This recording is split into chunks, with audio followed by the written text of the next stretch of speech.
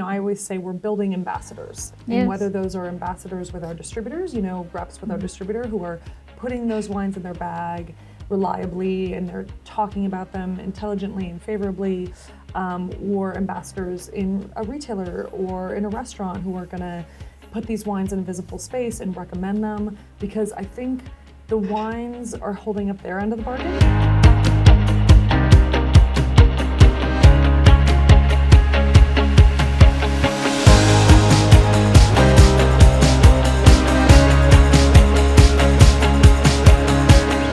I'm Malvika Patel from Beverage Trade Network, and I'm here meeting Jane Lopes today. She's a sommelier, educator, and co-founder of Legend Imports. So Jane Lopes is a Nashville-based sommelier. She's an author, she's an importer, she's a woman of many talents, and she's recently published her own book. So I'm here to talk to Jane today about Australian wines because she specializes in those. So my first question to you, Jane, is as an importer of Australian wines, what unique qualities do you look for in wines that stand out in the US market? Quality comes first and foremost. Yes. Just well-made wines, well-farmed grapes. And then for our portfolio, we're really looking for stuff that has a typicity to it. It might not be a typicity that anyone in the U.S. is necessarily familiar with, but we don't want to bring, wines to the U.S. from across the world that tastes exactly like something that comes from Europe or comes from the U.S. We really want something that tastes Australian, but Yes. that can mean many different things, but has kind of a unique perspective and says something about the Australian wine story, whether it's a grape, a style, a region, something like that. Tell me a little bit more about how Australian wines are currently being perceived in the US market. Because, I know that it was overtaken by the critter era, and I've been really waiting for consumers to move on from that because Australia has such great quality wines to offer. And I find that, in the UK market, that level of education has been crossed. But where are we in the US?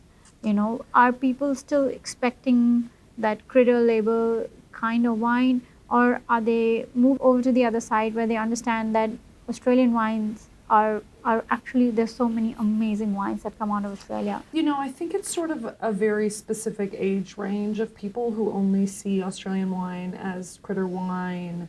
People who are a little bit older remember Australian wine when it had its heyday in the US and in the late 90s and the early 2000s, and there was a more favorable perception of Australian wine. And then younger people, they don't know anything about Australian wine, Okay. which is kind of fine, right? There's not a negative perception. So I do think there's a lot of opportunity, but people aren't necessarily walking into retail stores, walking into restaurants and saying, where's your Australian section? Because they just don't know. I don't think the negative perception is as big of a problem anymore. I think it's more getting these wines into positions where they will be in front of people, where they'll think about them, whether that's putting them on your by the glass list or Right. in a pairing or in a wine club or case stacked, just in a more visible position. So people are like, oh yeah, Australia, because it isn't the first thing at the top of people's minds. Yes, I think that sounds like a great point because once they see it on a restaurant list, they will be more likely to maybe look for it when they go in a store. Yeah, or lots of retailers do classes, education. Like so often when we go into markets and do market work, we're doing those events to, make sure that we can get the wines in front of people. And then the reaction is almost always really, really positive. Where people had no idea that Australia was making these styles of wine and exactly. this quality. But it is just a matter of getting them in front of people. And how do you approach educating US buyers and consumers about Australian wines, particularly from emerging regions of Australia? We just try to stay really sort of as active as possible in the markets that we're in. We always say we're kind of changing hearts and minds about Australian wine, like one room at a time. Yeah. So we do lots of events when we go into market. We do events both for trade as well as consumers. We wrote a book, as you referenced, and I think that has been hugely valuable because, how can we really expect the trade to really engage with Australian wine if there's, there hadn't really been a great way to learn about it. There hadn't been an Australian wine book in a long time, Right. like 20 years, close to 20 years. And Oh, wow. now, in the last,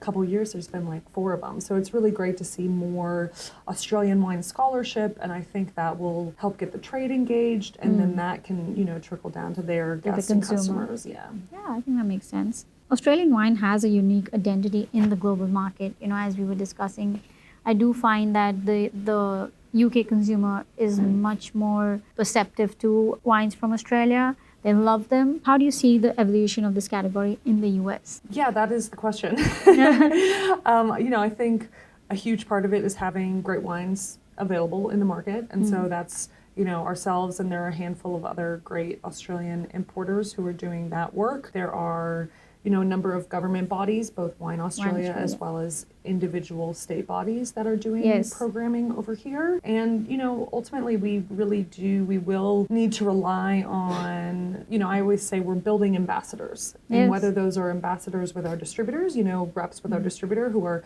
putting those wines in their bag reliably and they're talking about them intelligently and favorably, or ambassadors in a retailer or in a restaurant who are going to put these wines in a visible space and recommend them, because I think the wines are holding up their end of the bargain. The wines are good value, really delicious, very unique, appeal to a lot of different drinkers. And so it really is just getting people around the country to get behind them and get them in front of people. And then, hopefully that turns the tide where there is more natural demand, where consumers, someone who came to a wine dinner goes into a retailer the next month and says, I have this great Australian producer, or I really love, Chardonnay from Adelaide Hills, that people start calling these wines out and really requesting them. Yeah, I think I totally see that. The wines speak for themselves. So there's no selling required once you get to taste the wine. It's just getting to that point. Exactly. Yeah. Exactly. All right. So when evaluating wines for the Sommelier's Choice Awards, what specific characteristics are you looking for in Australian wines that align with current trends and consumer preferences? For us, it's not so much about like trends. Right. We really want to sort of showcase the best of Australia, and that can look like many different things. We do have some very classic Barossa Shiraz and Grenache and Clare Valley Riesling. But then we also want to showcase, people doing things a little bit differently. We want to make sure that we're representing grape and place well, that it's, bringing something new to the U.S. that hasn't been here before. But also just, I guess this sounds simple, but like delicious, delicious, drinkable wines that really can get people engaged. And delicious for us means, it has great fruit quality and presence, but also has great complexity, has great freshness. I think there's something to me about the best Australian wines that there's a real freshness to them. Right. Which, I don't care if you're more of a California drinker or more of a European drinker. I think everyone likes a wine that has a really kind of fresh, bright quality to it. So yeah, it's always an interesting matrix of figuring out what's going to work well over here. And what works well in one state with one distributor might not work in the next. And so it is just finding the right wines and the right homes for them in the U.S. market. Yeah. So you're completely right about that. I spoke to many of the different regions in Australia over the last year. I found that some of them are trying in Texas right now. They're seeming to find a home there, or at least trying the whole education part from scratch. I've been speaking to Wine Australia representatives as well, and I think it's a constant platform of education that's going to get us there, for sure. Yeah.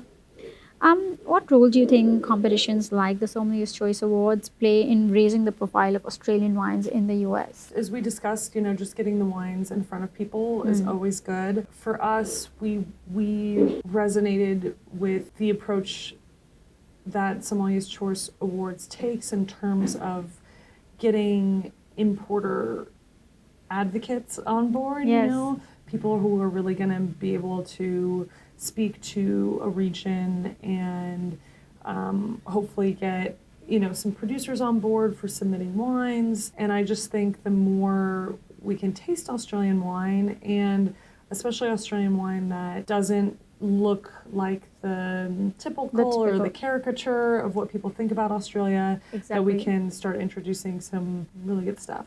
Yeah, agreed. Let's do it.